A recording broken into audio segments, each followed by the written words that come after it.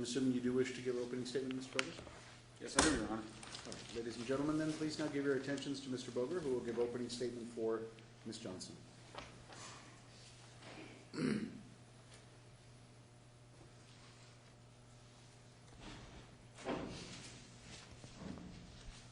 Ladies and gentlemen, what happened to Justin is an absolute tragedy. He was 16 years old. He was standing at the bus stop. He was probably playing on his phone, listening to electronic dance music. And he woke up in the hospital. It wasn't his fault. He did not do anything wrong. Wanted to go into the military. Mr. Booth served, I've served. He can't. He lost his leg, and that is not his fault. Ladies and gentlemen, that is not all this case is about. The charge is not, was there a collision? Did a car go into a ditch? Did Justin Carey lose his leg? That's not the charge.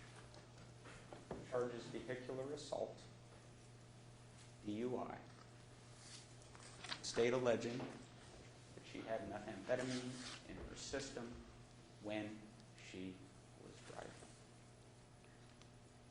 So while the defense is not disputing the substantial nature of Justin's injuries,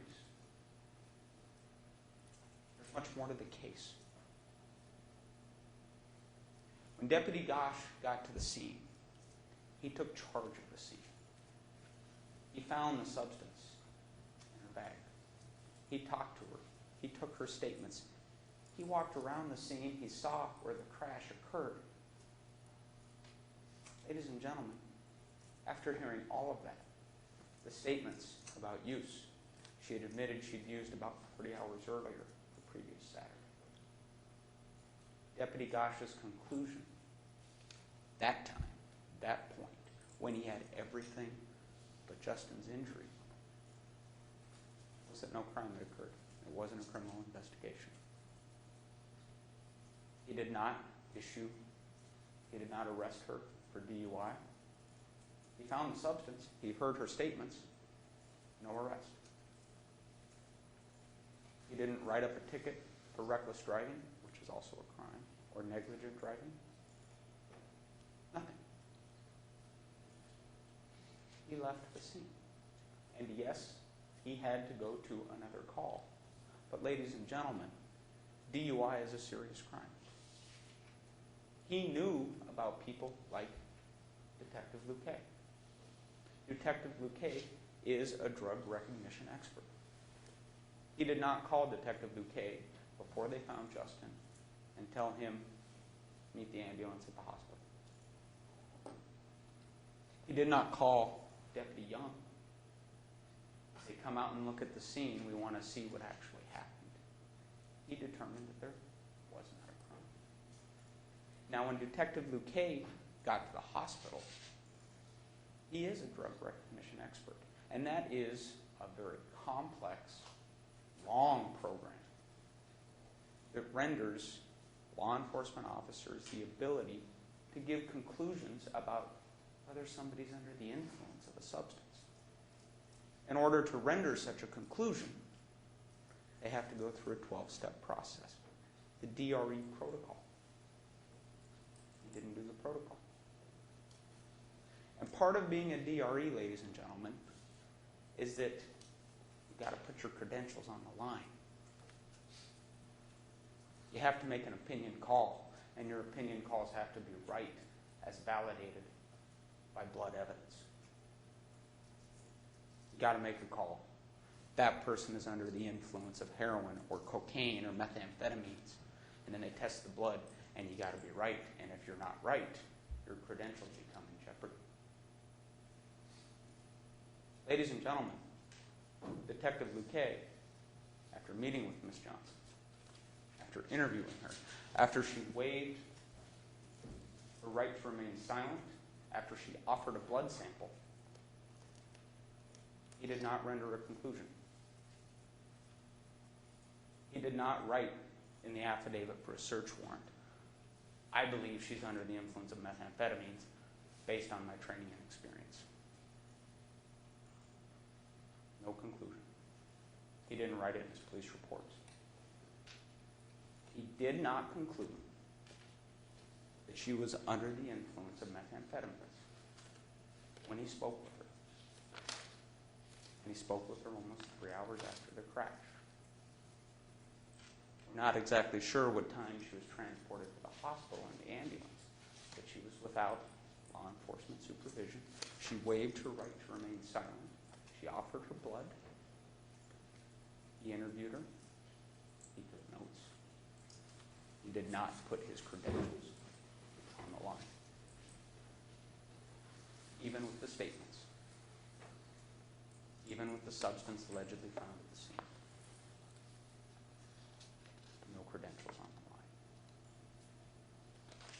Now, ladies and gentlemen, that's Deputy Young. He does a great deal of work, good work, on traffic investigations, crash scenes, accident scenes. Ms. Johnson told law enforcement that she was going about 45 miles an hour in an area that has a speed limit of 50, and that she dropped a lit cigarette, reached over to pick it up, and came up in the weeds.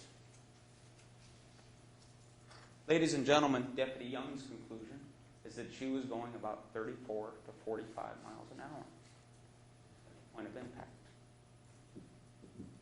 There is absolutely no evidence that she knew Justin was there. She knew she hit him. Ladies and gentlemen, her story to the police that day, when she talked to Deputy Gosh and Deputy Luque, that's the evidence. 45 miles an hour, reaching over to pick up a lit cigarette that had fallen on some paper. Deputy Gosh did not arrest her for DUI. He left the scene. No crime based on the driving. Deputy Luque didn't put his credentials on the line.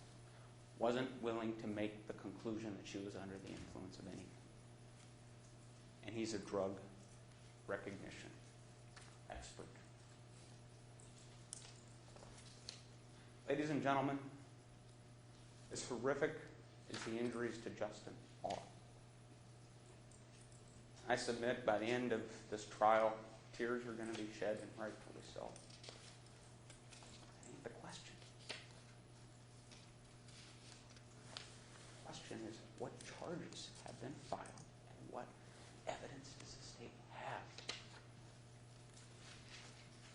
What will they be able to prove? Ladies and gentlemen, the evidence is going to show that this was an accident. Accidents sometimes have horrific injuries, horrific results. They're still accidents. Now, ladies and gentlemen, she wasn't in court on November 7th. We're not going to say otherwise. Her mother had gotten sick, had to have surgery. She missed court. She missed court.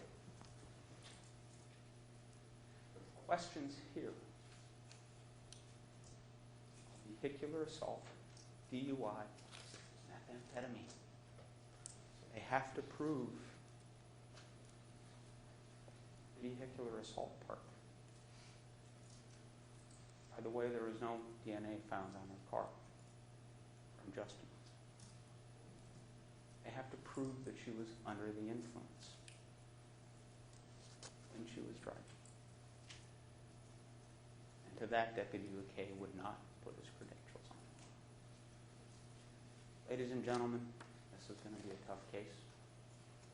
Justin has suffered a horrific injury, and it hurts to see a kid lose his future. Question. Keep an open mind. Listen to the evidence. When it comes back, I'm going to ask you to acquit her on the charge, vehicular assault DUI. Possession of methamphetamine, and you folks are going to make your own decision.